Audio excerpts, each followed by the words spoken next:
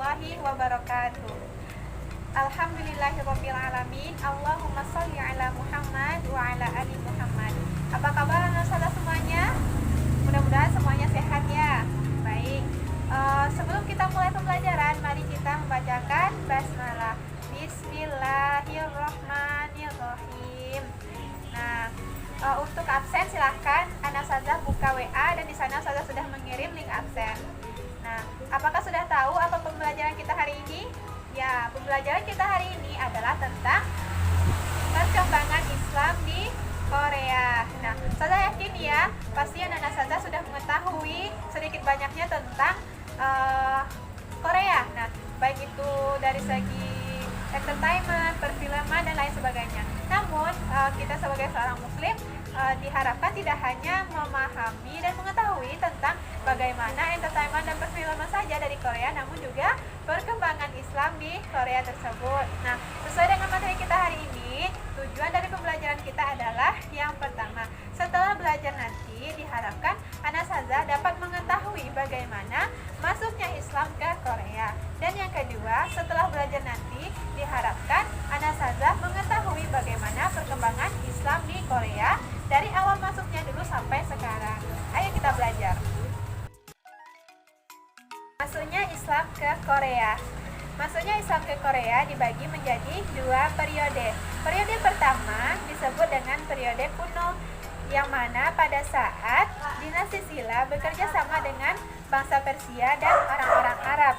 Pada abad ke-11, orang-orang Arab datang berdagang ke Korea dengan skala besar. Nah, mereka melakukan interaksi dengan masyarakat Korea. Mereka melakukan ibadah seperti berpuasa, sholat, dan berdoa, sehingga banyak dari masyarakat Korea yang mengetahui informasi tentang Islam. Namun di sini tidak ada bukti yang menunjukkan bahwa orang-orang Arab menetap tinggal di Korea maupun mereka menyiarkan Islam di Korea. Masuknya Islam ke Korea periode kedua atau disebut juga periode modern. Pasukan Turki datang untuk membawa misi perdamaian di bawah payung PBB pada masa Perang Saudara di Korea pada tahun 1950 sampai 1953. Pada masa ini, Islam di Korea sudah mulai berkembang, yang mana perkembangannya dibagi menjadi 3 periode.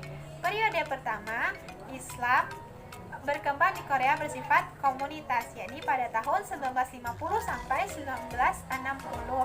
Pada saat ini, pasukan Turki tidak hanya membawa misi perdamaian dan juga kebebasan, namun juga mensyiarkan agama Islam. Hal ini membuka jalan baru untuk berkembangnya Islam di Korea. Perkembangan Islam di Korea periode kedua. Pada masa ini, negara Islam di Asia seperti Persia dan Malaysia mulai melakukan kerjasama dengan Korea. Hal ini dikarenakan mereka melihat baiknya perkembangan Islam di Korea. Pada masa ini juga, Yayasan Islam di Korea resmi terdaftar dan diakui sebagai wakil komunitas Islam di Korea. Perkembangan Islam di Korea periode ketiga. Pada masa ini, Islam sangat jelas terlihat berkembang di Korea. Dibuktikan dengan adanya Masjid Center Seoul dan Islamic Center yang dibangun di kawasan Itaewon. Nah, pada masa ini juga didirikan yang namanya organisasi Korea Muslim Federation, yang mana organisasi ini diakui sebagai badan hukum oleh Departemen Kebudayaan. Nah, organisasi ini mendorong syiar Islam di Korea. Dalam perjalanan berkembangnya Islam di Korea, tentu saja mengalami beberapa hambatan. Salah satu hambatannya adalah pergesekan budaya antara budaya Islam dengan budaya Korea itu sendiri. Contohnya, di Korea, meminum minuman beralkohol merupakan sebuah budaya, sedangkan di Islam itu dilarang. Nah, itu menjadi salah satu hambatan berkembangnya Islam di Korea.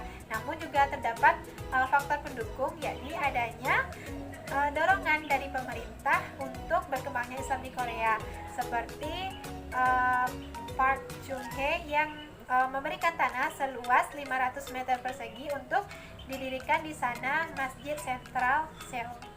Apakah Islam berpengaruh terhadap Korea? Jawabannya adalah iya. Apa saja pengaruhnya? Yang pertama, pengaruh dalam bidang politik.